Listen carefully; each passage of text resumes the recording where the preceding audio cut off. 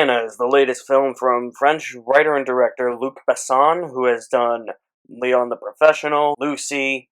This is about a woman named Anna, and beneath her striking beauty lies a secret that will unleash her indelible strength and skill to become one of the world's most feared government assassins. This takes place during the Cold War. It also stars Cillian Murphy, Luke Evans, and Helen Mirren. And this film, I watched the trailers and I was like, this kind of looks like Atomic Blonde all over again, and I was right. This movie is very dull, it's very boring. It's a movie that thinks it's a lot smarter than it actually is. It's got a really convoluted plot where you have to pay attention to every single detail, and it flips back and forth in time so much that it just becomes lost in itself.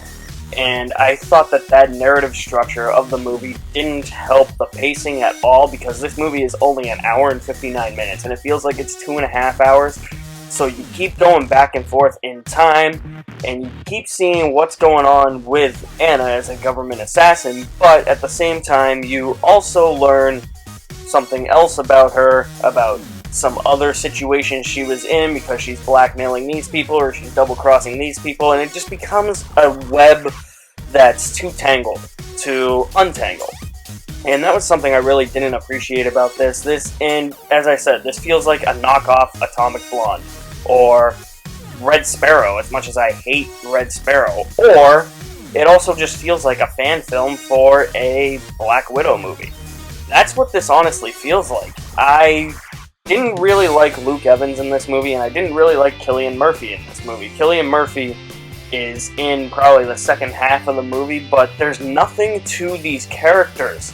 There's no development there, there's no backstory, and trying to piece together exactly what the plot was, other than let's just get rid of this Russian general, which, by the way, it's another Cold War thriller. It's not an action film, it's definitely a thriller about Russia. I get it, that was the Cold War, but at the same time, it's like, the poor Russians. Why is it always Russia? I get that that's what's happening in this political landscape, but it just becomes too convoluted and too wrapped up in itself to actually tell a coherent story.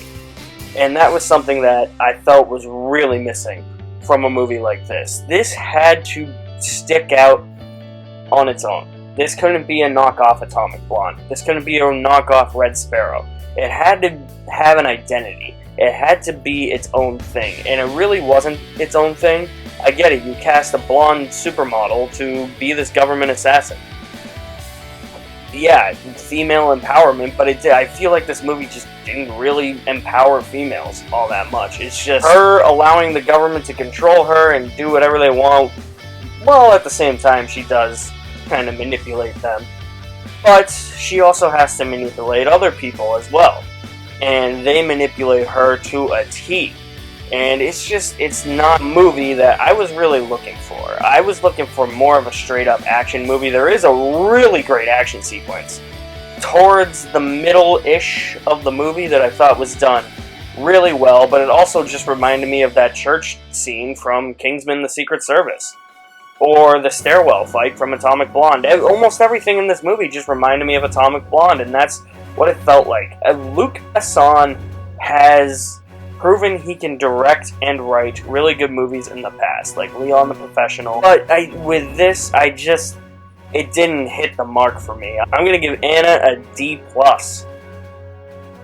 I didn't really like this movie, unfortunately, but what did you guys think of Anna? Was it something that you really enjoyed? Leave me some feedback in the comments below. You guys are the best. Thank you for watching. My name is Alex Madden, and I'll see you at the movies somewhere.